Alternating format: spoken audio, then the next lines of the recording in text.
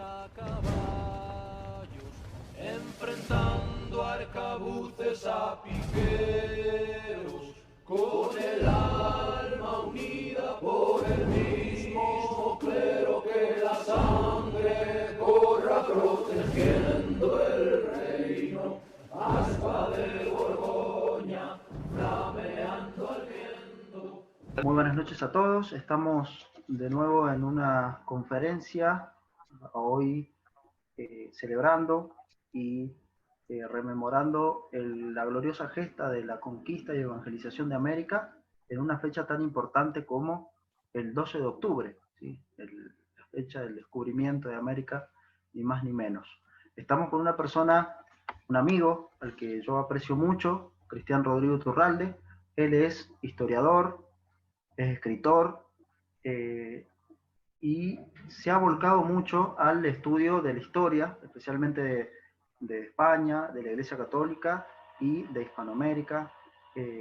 Algunos temas también ha tratado sobre la batalla cultural, la guerra cultural. ¿Sí? Tiene publicados algunos libros como La Inquisición, un tribunal de misericordia, otros libros sobre la figura de Perón, ¿sí? Tiene 2 libros puntualmente sobre eso, y algunos libros específicamente sobre nuestro tema, ¿sí? Que son 1492, fin de la barbarie y comienzo de la civilización en América, que ya tiene 2 tomos. Recientemente acaba de publicar un libro llamado El inicio de la nueva izquierda y la escuela de Frankfurt, ¿sí? Un libro que recomiendo sobremanera su lectura. Y bueno, lo tenemos acá con nosotros para hablar precisamente sobre hispanidad y sobre las leyendas negras. Buenas noches, Cristian, ¿cómo estás? Edu, querido, ¿cómo andás? Un gusto estar en contacto con vos. También sos un amigo, una persona que admiro y respeto muchísimo. Y bueno, un saludo también al amigo y camarada que no lo veo acá. Dice nombre Ricardo Elvio, no sé si está con vos. Sí. Okay. Sí, ahí está haciendo de sostén técnico, Ricardo. Bueno. Así que bueno. Y bueno, una cosa que olvidaba es que decir que Cristian es miembro académico de número del Instituto Nacional de Investigaciones Históricas Juan Manuel de Rosas y miembro académico de número por el Instituto Histórico Santiago de Liniers. Además, en este último tiempo ha estado batallando, ¿sí? Firmemente a través de su canal, La Derecha Ataca, ahí por YouTube, así que recomiendo a todos los que vean este video ir a seguirlo, suscribirse, darle like y mirar sus videos que tienen contenido realmente muy valioso. Comenzamos entonces a hablar sobre la hispanidad en rememorando este día del 12 de octubre. Y te pregunto, para introducir, Cristiano, una pregunta muy personal. Vos has estudiado el tema. Te pregunto cómo llegaste al tema de la hispanidad, cómo te interesó, qué fue lo que te llegó y que te tocó como para vos después escribir y defender, digamos, el concepto de hispanidad y la verdad histórica. Es una muy buena pregunta, Edu, porque viste, cada uno tiene su proceso, ¿no? Digamos, algunos tardan en llegar a determinado pensamiento. Yo, por ejemplo, inicialmente tenía como cierta cercanía con la izquierda cuando era muy chico. Después, pero bueno, siempre tuve sí, un sentimiento, digamos, patriótico muy grande, ¿no? Un amor muy grande por mi patria. Yo después, bueno, conociendo a don Antonio Caponeto, voy un poco recuperando mi fe, que si bien vengo de familia católica, pero no demasiado practicante. Y bueno, ya habiendo recuperado la fe, digamos, habiendo estudiado, ¿no? La Iglesia Católica, su importancia, etcétera, justo fue, bueno, Antonio Caponeto que me fue, digamos, añadiendo un concepto que yo no conocía cuando era yo bastante más joven, ¿no? Que es el de hispanidad. Entonces te diría que la importancia de la hispanidad la adquirí cuando conocí al profesor Antonio Caponeto, y bueno, vi realmente que para la defensa de la civilización occidental, la defensa de la iglesia, de la moral clásica, etcétera, bueno, era necesario el conocimiento de la hispanidad, especialmente nosotros como americanos, digamos, somos producto justamente de lo que hizo aquella hija directa de la Iglesia, como lo fue España, ¿no? Buenísimo, buenísimo. Y recordamos que Antonio tiene un librito sobre la hispanidad, ¿verdad? ¿Recordás bien el título? Hispanidad Hispanidad Hispanidad y leyendas negras. y leyendas negras. Perfecto, sí, sí, sí. Buenísimo, buenísimo recordarlo también y recomendarlo a la hora de Antonio, también un amigo que vamos a estar subiendo ahora algunas charlitas sobre él. Eh, buenísimo, buenísimo, me encantó. Y preguntarte ya puntualmente yendo al tema, porque el 12 de octubre es una fecha en la que vemos continuas falacias históricas, se dicen algunas mentiras ya repetidas hasta el hartazgo, ya que cansan, ¿no? Y cansan también de contraponerse o el intento de defender nuevamente la verdad histórica. Pero, ¿cuál te parece a vos que es la cuestión fundamental que se ataca cuando se ataca la hispanidad en estos días o siempre, digamos? Mira, yo creo que el objeto principal de estos ataques sistemáticos contra todo lo que tenga que ver con España, eh, estos ataques sistemáticos se dan principalmente, digamos, con el afán de querer, digamos, despojarnos de nuestra identidad, ¿no? Porque todo esto es una guerra, esta batalla cultural es una guerra contra la identidad del ser humano, ¿no?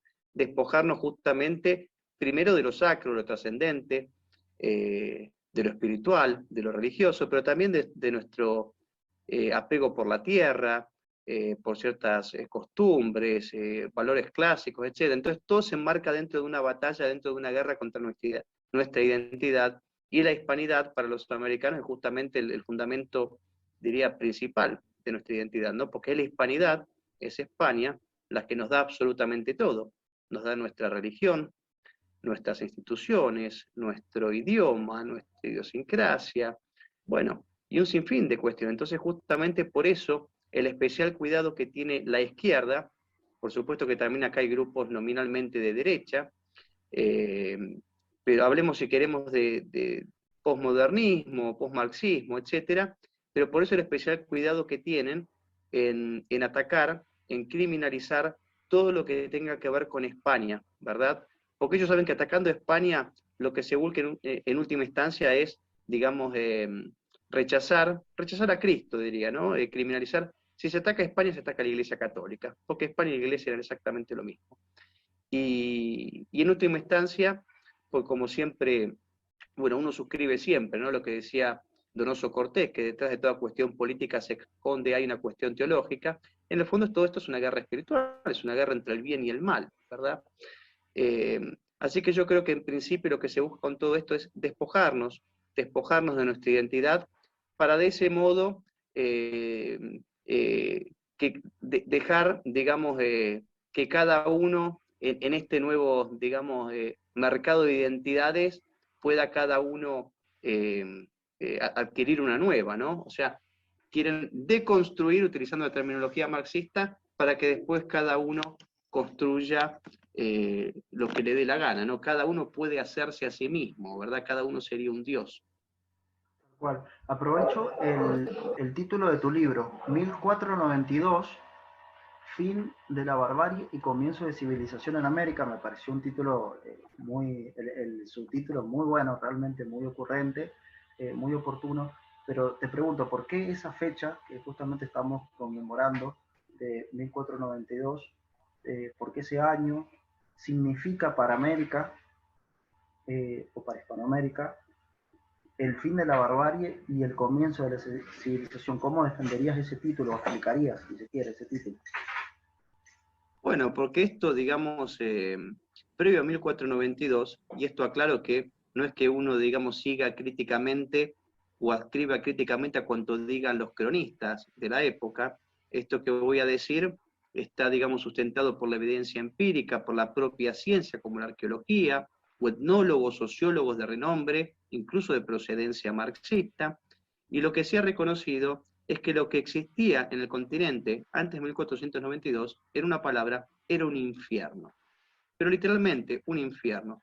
¿De qué otro modo llamar a un continente que vivía batiéndose, que iba, digamos, de guerra en guerra, eran cientos de culturas distintas guerreando unas contra otras, exterminándose, donde estaba institucionalizada la práctica del canibalismo, el sacrificio humano, donde los regímenes imperantes, los más preponderantes, como pueden ser aztecas, mayas e incas, eran realmente sistemas completamente totalitarios, digamos, era una casta dirigente que gobernaba en detrimento del pueblo, donde el pueblo no tenía ninguna posibilidad de ascenso social, donde el pueblo no tenía ningún tipo de libertad, donde no existía ningún respeto por la famosa diversidad, ¿no? Esta palabra que hoy tanto nos quieren vender, que incluso han sugerido llamar al 12 de octubre Día de la Diversidad, cuando si algo no existió bajo esos sistemas dominados por estos imperios indígenas, era el derecho a ser distinto, ¿verdad?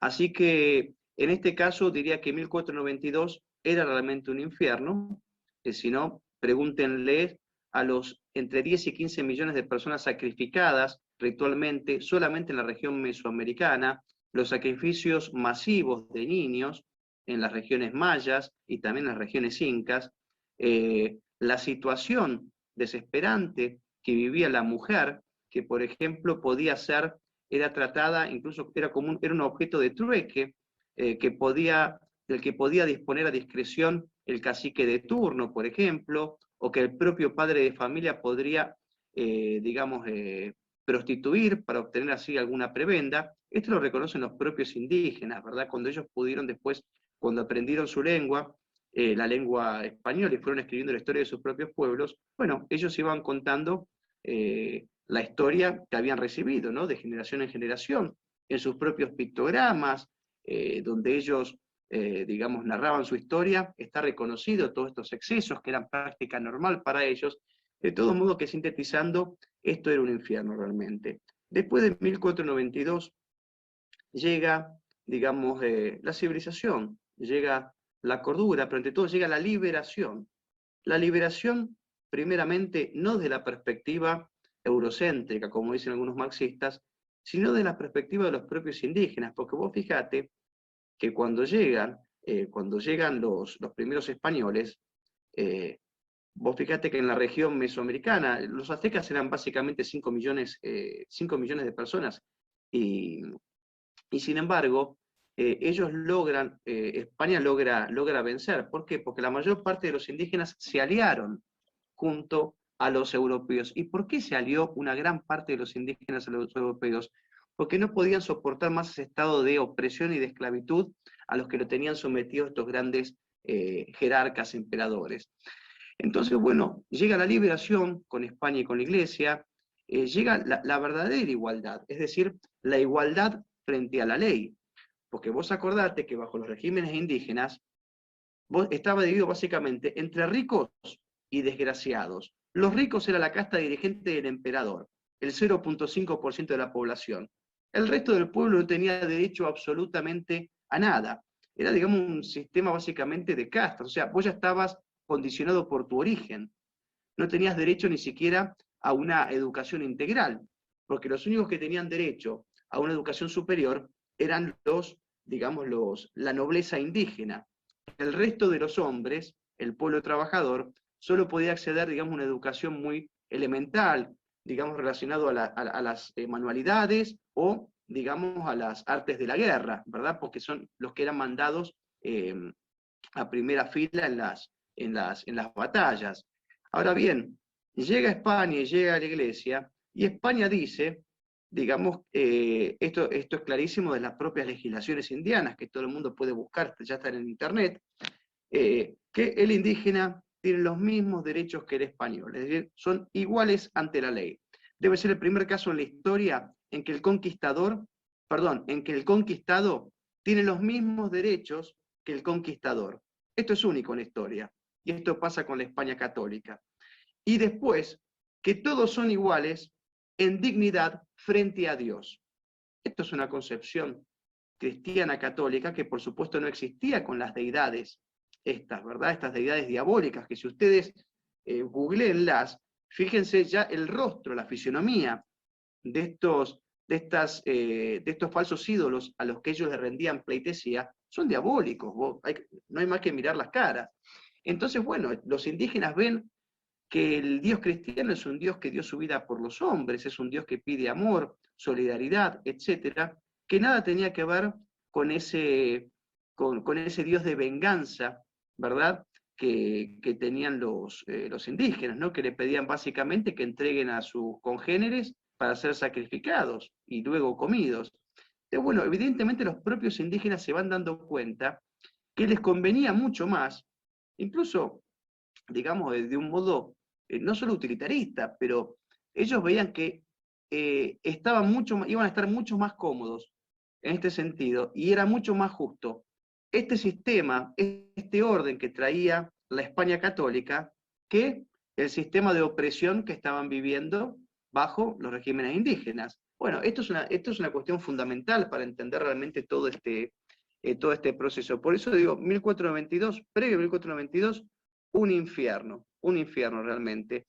Y luego de 1492, la liberación, donde después vamos a ver que incluso las posibilidades del propio indígena ya son casi infinitas, porque después el indígena empieza a estudiar, tiene derecho a ir a las universidades de los propios europeos, van a estudiar a Europa muchos indígenas y vuelven con títulos a aquel continente, o algunos se quedan en España, algunos son gobernadores, otros son sacerdotes, es decir, que el indígena es integrado plenamente a esta sociedad hispano-católica, ¿verdad? Fue mucho más integradora del indígena, la sociedad hispano-católica, que los propios regímenes despóticos, supuestamente representativos de ellos como mayas, incas y aztecas. Clarísimo, clarísimo.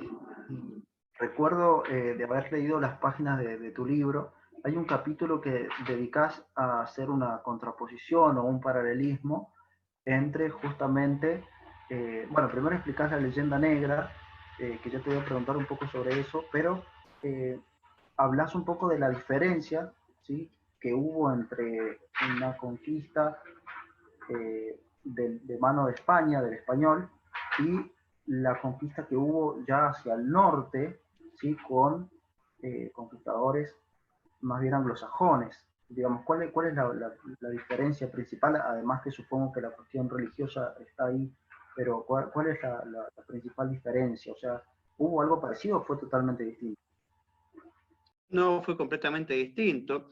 Yo siempre a todo el mundo recomiendo, digamos, me parece que es decisiva, digamos, su pensamiento con respecto a esto, que es Alexander von Humboldt. Alexander von Humboldt fue uno de los primeros geógrafos, un explorador alemán. Déjame ver si, creo que era del siglo XVIII, me parece.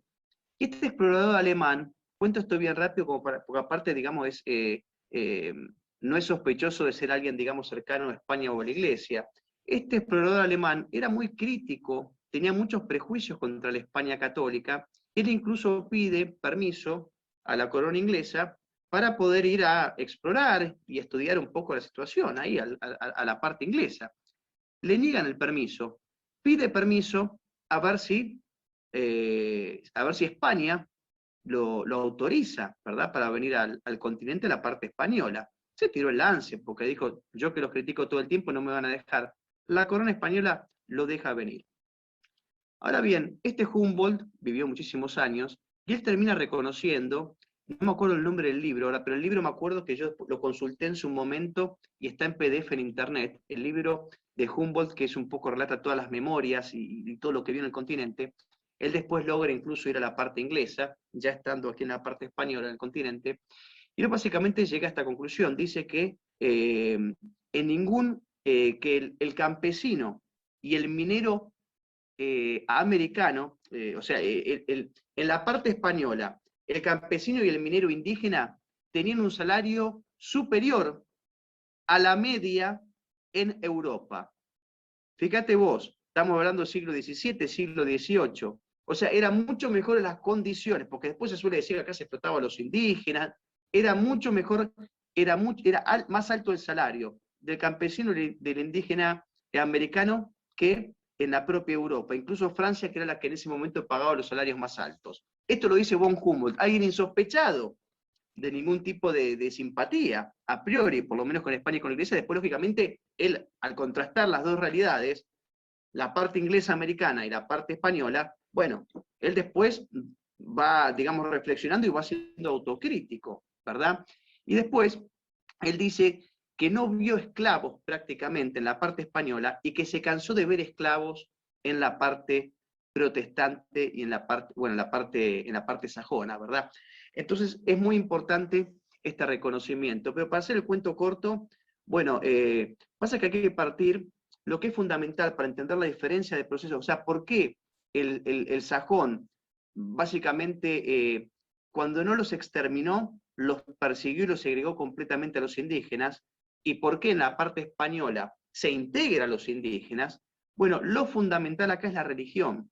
¿Por qué? Especialmente te diría, porque el protestantismo, especialmente su teoría de la predestinación, según la cual, digamos, el éxito material sería para el protestante una señal de Dios, ¿verdad? La bonanza económica es una señal de Dios hacia ellos como de salvación, ¿verdad? Si a vos te va muy bien económicamente, quiere decir porque Dios realmente te está apoyando y está salvado. Entonces, lógicamente, esa persona que quiere salvarse, pretende salvarse a través del rédito económico. Bueno, es muy distinta a la concepción de la Iglesia. La Iglesia dice que es obras, por supuesto, y fe. El factor económico es algo que no se prioriza. Entonces vos fíjate que esto explica por qué la Inglaterra protestante, cuando llega, ¿dónde se establece? Son todos asentamientos costeros que les permite de algún modo sacar de un modo bastante sencillo y rápido todas las riquezas para llevar a la metrópoli.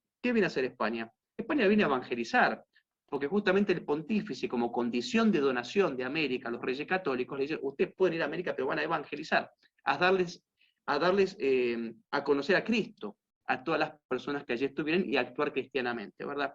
Entonces, bueno, España se interna en el continente. España va a lugares donde no hay absolutamente nadie, construye iglesias, construye leprosarios, construye escuelas superiores, construye universidades. Para el momento que Inglaterra hace la primera universidad, inaugura la primera universidad, creo que es Harvard, en 1670 o por ahí, después buscamos la fecha, ya España había construido 15 universidades. Tuvo que pasar un siglo más para que se construyera una universidad en lo que hoy son los Estados Unidos. Ya España había construido 30. Esto muestra, de algún modo, digamos, las intenciones primero de expoliación y de rapiña del protestante y del inglés, que venía básicamente a llevarse la riqueza y a exterminar o a perseguir o a dejar de lado al indígena, y al español que vino acá a construir, realmente que vino a evangelizar, ¿verdad? Es una gran diferencia. Entonces, por eso yo creo que la religión es básicamente lo que explica cómo fue el proceso de liberación o de conquista en el norte del continente y aquí en nuestra parte. Me quedó una pregunta ahí que la voy a dejar para más adelante, pero antes me gustaría que mencionaras cómo surge esto de la leyenda negra, que si podés tematizar más o menos, explicar en dos palabras qué es, y cómo surge, si tiene que ver un poco con esto de los anglosajones o protestantes o no, y cómo perdura hasta hoy, digamos, cómo fue que se inició.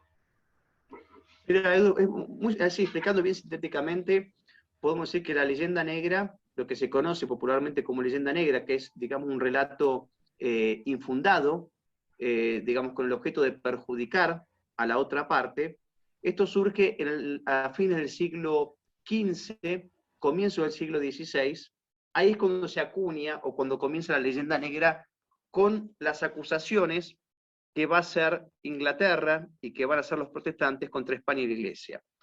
Ahora bien, Inglaterra en aquel momento se encontraba disputándole a España el poder, la hegemonía, ¿verdad?, del orbe.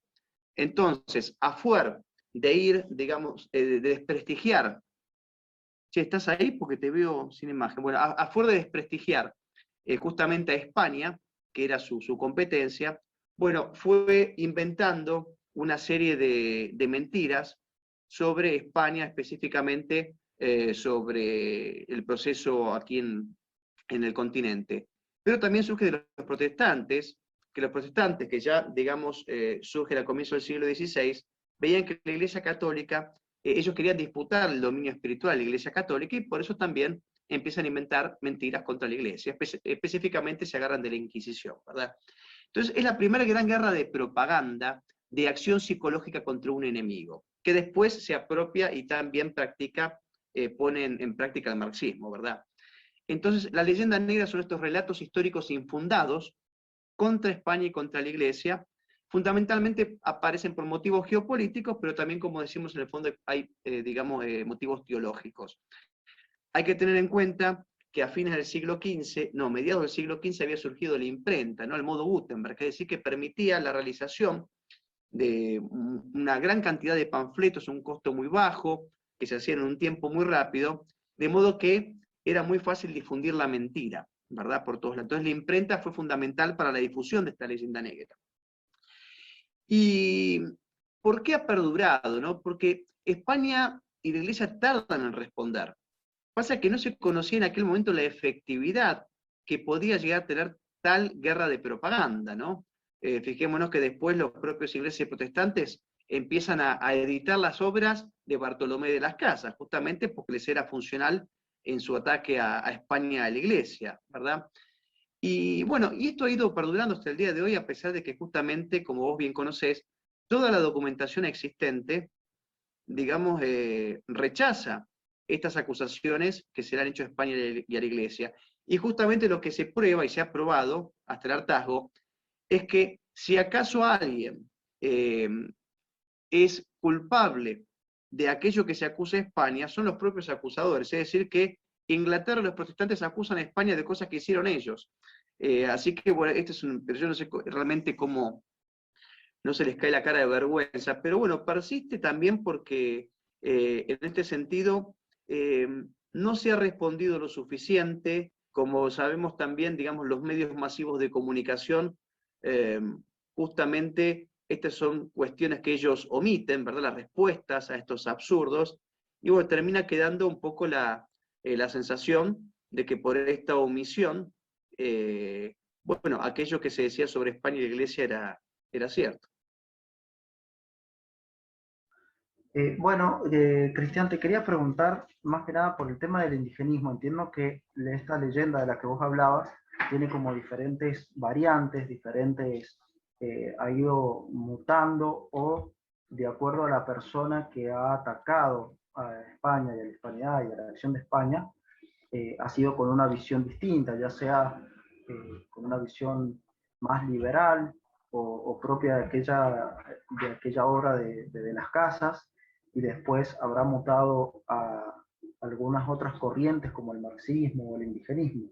Quería preguntarte puntualmente sobre el indigenismo, ¿sí? Porque yo recuerdo mientras pensaba más o menos cómo iba a ser esta entrevista, me acuerdo que en su momento se reían de la idea de que los grupos indigenistas de Argentina o de algunos otros lugares tenían o podrían tener una sede en otros países, incluso extranjeros, incluso europeos, ¿no?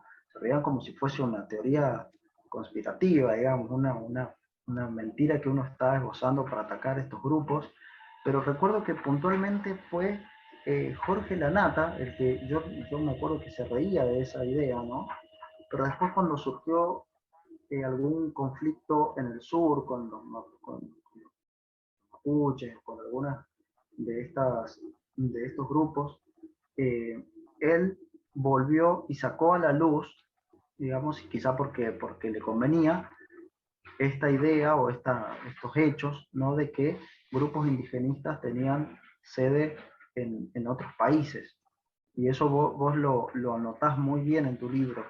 Digamos, hay una financiación o hay un control de las ideas de los grupúsculos indigenistas que hay acá de parte de otra gente. Mira, es muy buena la pregunta, porque fíjate que en la cuestión mapuche hay varias influencias. Como bien vos decís, la gente puede corroborar esto mismo, pongan mapuchenation.org y va a encontrar que es una página con, digamos, y es una sede física que está en Bristol, Inglaterra, creo que es en Bristol. Va a haber la nómina de asesores, ninguno tiene un apellido pero ni remotamente indígena, sino que son todos apellidos clásicos sajones, es decir que tienen ellos su sede central en Inglaterra. Ahora bien, pero también vemos que hay, digamos, hay una gran influencia del marxismo en la operatoria y en el discurso de estos hombres, ¿no? Entonces la cuestión de los mapuches era, ¿pero cómo puede ser? ¿Los financian los ingleses o los financian los marxistas? Bueno, acá puede haber intereses varios, o sea, lo claro es que, vos fíjate que se han, en varios allanamientos que se han hecho a estos grupos extremistas mapuches, especialmente al brazo armado que es la RAM, en decomisamientos que se ha hecho de los videos, de las cosas que ellos tenían, quedó claro, digamos, se ha probado que ellos tienen estrechos contactos con grupos marxistas terroristas, ¿no? Como la ETA, como la FARC, incluso con ciertos sectores de la Huelga de Plaza de Mayo, es decir, que tienen un apoyo, una logística, por lo menos la logística y el apoyo aquí en el continente es claramente, digamos, marxista, el discurso es marxista. Ahora bien, también tiene un apoyo en este sentido en Inglaterra, ¿verdad? Probablemente este apoyo en Inglaterra lo que busque es, en algún momento, como se ha pretendido, es intentar obtener un reconocimiento internacional, porque ellos, y lo han dicho también claramente, lo que buscan es, digamos, ellos se consideran una nación, ¿verdad? Entonces ellos quieren autonomía con respecto al resto del país. Hay un separatismo, es un indigenismo separatista completamente. Bueno, si querés capaz ya vamos a llegar a eso, pero digamos, este es un indigenismo que vemos, es el indigenismo, porque hay varias variantes o versiones del indigenismo, por lo menos a través de las décadas del siglo pasado. Este más es al estilo Fausto Reynaga, ¿no? Que era digamos, intelectual indigenista, pero digamos, era incluso supremacista, es decir, básicamente él tiene a la raza indígena como si fuera la raza elegida, y básicamente dice que todos los blancos europeos son todos criminales y son incluso una raza inferior. Así habla, por ejemplo, fíjate vos, que después habla de racismo, ¿verdad? Son separatistas, tienen conexiones terroristas, y vos fíjate que ellos se van, ellos no ocupan cualquier tierra, van justamente a ocupar las partes de mayores recursos naturales, o donde hay, digamos, de mayores posibilidades de alguna explotación económica. Así que bueno, no me acuerdo bien en torno a qué giraba la pregunta que vos me hiciste originalmente en relación a los mapuches. No, no, yo creo que ha quedado respondida. Entonces podríamos decir en algún sentido que la idea del indigenismo o de la acción anti-española, la idea de esta leyenda negra, ha sido también apoyada utilitariamente por marxistas, por liberales, por políticos de turno, para su propia causa, digamos. O sea, como quizás el kirchnerismo o el gobierno que sea ha tomado bandera de estos grupos de izquierda y a su vez de las ideas indigenistas para su propia campaña, podríamos decir eso, digamos, ¿está bien? Sí, yo creo que hay varios objetivos. En este sentido, bueno, sabemos que históricamente Inglaterra, el lema ha sido, digamos, dividir para reinar, ¿verdad? Por eso históricamente Inglaterra siempre ha pretendido fragmentar todo lo que fueron históricamente los territorios hispanos. Y bueno, esta tentativa de fragmentación sigue, ¿verdad? Pues fíjate, bueno, la propia Bolivia, en este sentido, ya es un Estado plurinacional, es decir que, digamos, ya no hay una única constitución. Cada uno de estos supuestos pueblos originarios tiene autonomía con respecto al gobierno nacional. Bueno, es un poco lo que se está buscando también aquí en Argentina, es decir que hay motivos geopolíticos de Inglaterra, no tengo ninguna duda, porque Inglaterra sigue, por supuesto, y todos los países, o sea, lamentablemente se han eliminado las hipótesis de conflicto hace mucho tiempo del ejército, pero hay motivos geopolíticos claramente por parte de Inglaterra, pero también hay, digamos, motivos económicos por parte del marxismo, pero también les sirve toda esta propaganda antioccidental y toda esta propaganda en pos de los indígenas, enalteciendo la historia indígena, bueno, esto sirve justamente para la batalla cultural. Es decir, que hay objetivos contraculturales en todo esto, hay objetivos económicos, hay objetivos geopolíticos y también políticos. Y has podido estudiar, porque sobre eso también quería preguntarte, el caso de Estados Unidos, que era la pregunta que me había quedado ahí en el tintero, últimamente se ha visto no sé si un reflorecimiento o una mediatización de la cuestión esta, eh, a raíz de todo lo del Black Lives Matter y todo eso. ¿Cómo vos has tenido oportunidad de analizar el fenómeno que se ha dado en Estados Unidos? Porque, bueno, le comentamos un poco a la gente con este fenómeno de la muerte de Floyd, no me acuerdo cómo era el nombre.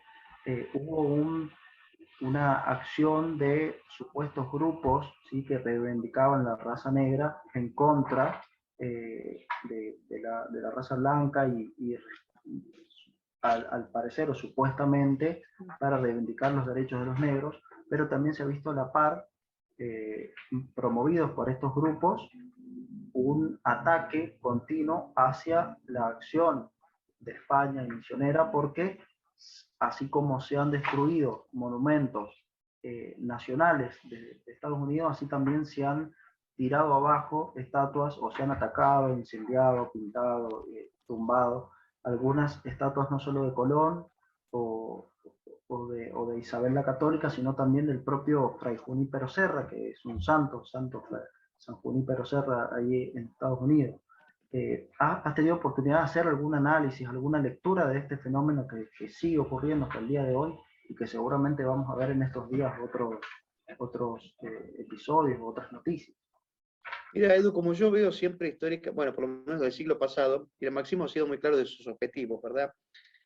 Todo lo que sirve a la revolución es ético, ya lo decía Lenin. De modo que las estrategias del marxismo para imponerse y para romper con todo el occidente cristiano son infinitas, pero está muy bien diagramado. Vos fijate que ellos tienen, el marxismo en general, tiene estrategias que son a nivel regional, otras estrategias a nivel continental, y otras, bueno, más universales, por ejemplo, ideología de género, aborto, ataque a la familia, autoridad, son cuestiones que se dan prácticamente en todos los países por igual, lamentablemente.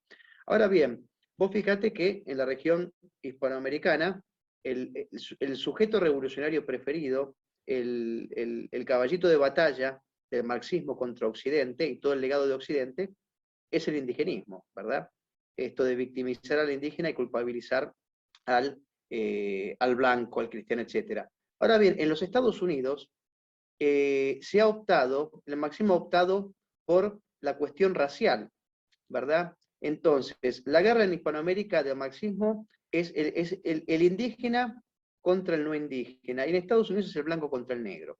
Ellos siempre van creando antagonismos, ellos siempre van creando, digamos, diferencias irreconciliables entre grupos en los cuales no debería haber ningún tipo de enfrentamiento. ¿Por qué tiene que haber un enfrentamiento entre indígenas y no indígenas? O un resentimiento entre indígenas y no indígenas y entre negros y blancos. Bueno, en los Estados Unidos la cuestión racial es fundamental para poder, de este sentido, poder, bueno, seguir criminalizando todo lo que venga de Occidente. Vos fíjate que con este Black Lives Matter y estos negros criminales, en su gran mayoría, también han atacado el patriotismo en los Estados Unidos porque han tirado estatuas de los propios padres fundadores de los Estados Unidos, etc. Es decir que, no sé, en África, que tuve la oportunidad también de estar algunas veces, se utilizan los grupos anticolonialistas. El marxismo apoya en África para sembrar el resentimiento contra todo Occidente a los movimientos anticolonialistas, como ellos le dicen, ¿verdad? Cuando lo poco que tienen en África lo siguen los occidentales, porque si los occidentales no hubieran ido a África, le guste a quien le guste, los negros no tendrían ni una mesa donde comer, no sé, un pedazo de pescado. ¿Qué te iba a decir? Entonces, bueno, en cada región tiene el marxismo una estrategia, y en Estados Unidos es el negro contra el blanco, ¿verdad? Como acá se victimiza al indígena, allá se victimiza al negro. Y eso va creando caos social, ¿no? Es decir, que siempre lo que se repite de algún modo es, así como también en la propia ideología de género, digamos, el hombre contra la mujer o la mujer contra el varón, es siempre la dialéctica, ¿no? La lucha de clases, la lucha del oprimido contra el opresor, etcétera, etcétera. Es dialéctico, totalmente. Es una estrategia que es dialéctica, completamente. Y donde no hay diferencias o donde no hay un grupo que se le oponga, ellos lo inventan. Como vos dijiste, hombres contra mujeres, homosexuales contra heterosexuales, negros contra blancos, indígenas contra no indígenas. Entonces van sembrando resentimiento en todos estos grupos. Por eso es que las minorías son los nuevos sujetos revolucionarios del marxismo para poder atacar y destruir todo el legado occidental. Pero lo que interesa particularmente es atacar al cristianismo, a Cristo lo trascendente. Que también, digamos, en esta acción separatista, como vos bien llamabas, en esta acción de dividir y de dialectizar la visión del mundo, ¿no? Todo está mirado con ojos dialécticos, todo está leído a la luz de un oprimido, o debe ser leído a la luz de un oprimido, un opresor, una mayoría y la minoría que es la victimizada. Bueno, eso es una acción netamente diabólica, ¿no? Una acción netamente, una estrategia muy puntual del enemigo, ¿no? del demonio en este caso. Es decir, que la cuestión espiritual se da no solo en cuestiones, digamos, religiosas del ataque a la religión, sino también en la estrategia, ¿no? Cómo es efectiva y se repite esta acción, que quizás podríamos entender de algún modo a por qué el Papa, cuando condena al marxismo, lo llama intrínsecamente perverso, ¿no? Yo creo que puede haber ahí alguna relación directa, ¿no? Con esta estrategia puntual de la división, del divide y reinarás. ¿Has visto, por último, más o menos para ir cerrando, ¿has visto alguna otra transformación de esto del indigenismo, o es siempre, digamos, en nuestro país o en Latinoamérica, o lo último que se ha visto en cuanto a estos ataques, además de lo cultural, lo que reciben los chicos en la escuela, lo educacional, lo que se ve en los medios, etcétera? ¿Has visto alguna otra transformación, además de lo que nosotros hayamos podido haber hablado ahora de estas cuestiones del sur, con los mapuches, o estas cuestiones que se han dado en Estados Unidos? Mira, con respecto a la cuestión indígena, es cierto que en cada región de Hispanoamérica es distinta. Lo que es absurdo es que, claro, en un país como Argentina, vos fíjate que para 1492 prácticamente no había indígenas en lo que hoy es la extensión territorial de Argentina. Eran básicamente 200.000 indígenas desperdigados por los montes. Es decir, que qué legado indígena se puede llegar a reclamar acá en la Argentina.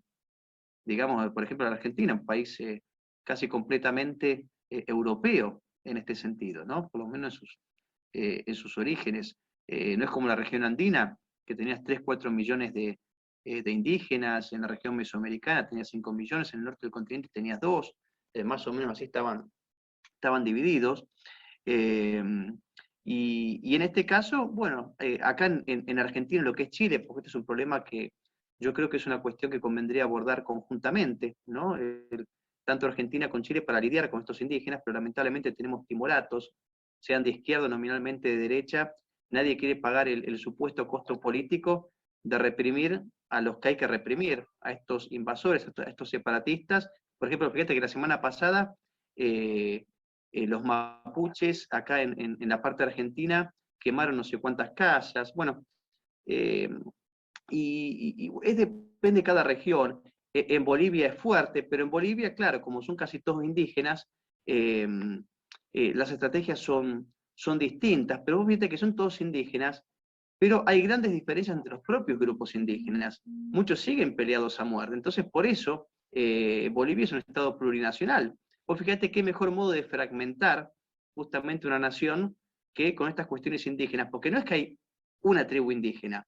Entonces, Bolivia, dentro de poco, capaz va a tener 15 tribus indígenas ya pidiendo autonomía con respecto a la Constitución. Entonces ya no es un país, ya son básicamente 15 países distintos dentro de uno, ¿verdad? por eso que es, el tema del indigenismo es separatismo puro, es fragmentación de los estados nacionales. Pero bueno, básicamente, no, bueno, están los huichis también acá al norte de Argentina, que también pretenden su autonomía, pero bueno, básicamente son estos, son estos. Es decir, que ya no hablamos de una cuestión puramente historiográfica, no hablamos de una cuestión puramente cultural, que tiene que ver con las ideas o con lo que se ha transmitido también incluso a través del arte, sino que estamos hablando de un problema ya que es un gran incendio que tenemos, un problema geopolítico que hay que solucionar. Como vos decías, hay que poner manos a la obra porque digamos, es un peligro para la soberanía de la patria, un problema que va creciendo cada vez más lo hemos visto en los últimos tiempos.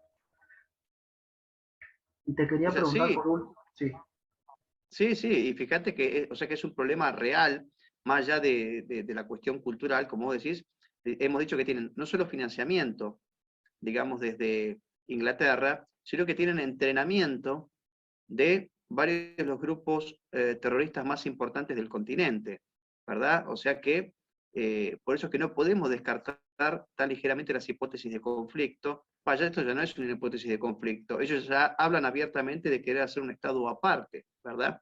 Así que bueno, en algún momento, Dios mediante, Dios quiera que tengamos un gobierno con las cosas donde las tienen que tener puestas para sacar a las patadas de nuestro país a estos criminales. como decía Ignacio Anzoátegui, cada gobierno debería tener un ministerio de patadas en trasero. Con otras palabras lo decía, no tan sutiles como las Así. mías, pero es absolutamente real. Por último, Cristian, además de agradecerte, quería que nos dijeras, mencionaras eh, algunas obras que pueden servir para introducirse en el tema, además de la tuya que volvemos a mencionar, 1492, fin de la barbarie y comienzo de la civilización en América, algunas obras que pueden servir a las personas que les guste, están interesadas en abordar el tema de la conquista, de la hispanidad, del indigenismo, etc. Por supuesto, mira, yo siempre recomiendo, primero, yo creo que han sido probablemente, por lo menos dos de las primeras obras bien importantes que va refutando parte de esta leyenda negra, que aparte están disponibles gratis, me parece, por internet, en PDF. Bueno, vos los conocés bien los libros, uno es Ramiro de Maeztu, Defensa de la Hispanidad, y después lo tenemos a Julián Juderías, un libro que se llama La Leyenda Negra, es muy bueno, ese libro fue premiado, incluso creo que a comienzo del siglo pasado en España, un académico de número de la Academia de Historia de España. Los tenemos a García Morente. García Morente tiene unas conferencias muy buenas que incluso ha dado en Buenos Aires. ¿Qué más tenemos? Bueno, Vicente Sierra, por supuesto, por lo menos para los que viven en Argentina, tienen que tener los dos libros de Vicente Sierra, La Conquista de América, y el otro es La Evangelización, lo tengo acá, bueno, el otro es un libro gordo. Pongan Vicente Sierra, fíjense, el mejor hispanista que hemos tenido, probablemente uno de los mejores, por lo menos de América, creo yo. Bueno, Hispanidad y Leyendas Negras, de Antonio Caponeto. Bueno, los de Díaz Araujo también, él tiene varios trabajos. Tiene La Conquista y los personajes de la Conquista de América, Bartolomé de las Casas mirado de costado. Bueno, hay bastante al respecto. Son los que se me ocurren en este momento. Claro, me acuerdo de Rómulo Carvi, hay una historia de la leyenda Sí, negra. Rómulo Carbia, exactamente. Justo recién se me ocurrió el del padre Iraburu. No, siempre me olvido el nombre de pila de Iraburu. Que tiene un libro que se José llama María. Hechos de los Apóstoles. Hechos de los Apóstoles, publicado por Gratis Date, y está Está disponible gratuito en en internet, ¿no? internet. Sí, sí, sí. Está en internet gratuito, y él incluso aborda la parte, un poquito por lo menos, la parte precolombina. Así que este es uno de los primeros trabajos que yo he visto que por lo menos ya se habla un poco de las atrocidades de estas culturas indígenas. Hechos de los Apóstoles, el padre Iraburu. Bueno, hay un montón, un montón. Hay muchos, hay muchos. Vamos a poner esto y si nos acordamos de algún otro lo vamos a dejar ahí al pie de este video en la descripción para que bueno, las personas, y si encontramos algún link también de descarga o algo, también, o de compra, ¿no? De Amazon, también lo vamos a pasar, al igual que tus libros. Cristian, muchísimas gracias por esta entrevista, muchísimas gracias por acompañarnos y también para recordar y rememorar de esta manera, defendiendo la verdad, difundiendo la verdad, esta fecha gloriosa del 12 de octubre como el Día de la Hispanidad, ¿no? Hay que reivindicar también desde el lenguaje, desde el modo en que nombramos a las cosas, como el Día de la Hispanidad y no como se le quiere llamar ahora como el Día de la Diversidad Cultural, etc. Muchísimas gracias, Cristian, por la colaboración y comentarles que vamos a tener un tema relacionado con el conflicto de Chile, que va a estar el mayor Abete hablando con el conflicto de Chile, que va a tener seguramente que ver con este tema que hemos mencionado. Eh, eh, y también, bueno, hace unos días se ha publicado la charla de Antonio Caponeto sobre Lepanto, la batalla de Lepanto y la Hispanidad, y luego vamos a tener en los próximos días otra entrevista ya presentando y hablando un poco de tu último libro sobre el inicio de la nueva izquierda y la escuela de Frankfurt, que es un tema no solo apasionante, no solamente tan actual, sino que no se ha abordado quizá desde las tantas aristas desde las que vos lo has tratado. Así que bueno, vamos a estar encontrándonos en los próximos días. Por supuesto. Bueno, Edu, querido, te mando un abrazo grande, te agradezco por supuesto el espacio, a vos, a Ricardo, etcétera. Así que bueno, para mí es un gusto siempre estar en contacto con vos, te felicito por tus trabajos, especialmente vos sabés que yo te he citado en mi último libro, tus estudios que has hecho sobre la música, en la batalla cultural, así que por eso siempre que hablo con vos te pregunto, che, ¿cuándo lo editas? ¿Cuándo lo editas? Porque es fundamental, porque no existe nada al respecto. Así que, bueno, esperando que pronto salga tu libro, Edu. Excelente, sí, pronto vamos a estar trabajando en eso. Así que bueno, pero muchísimas gracias, Cristian, gracias a vos. Abrazo grande. Nos vemos, chau, chau.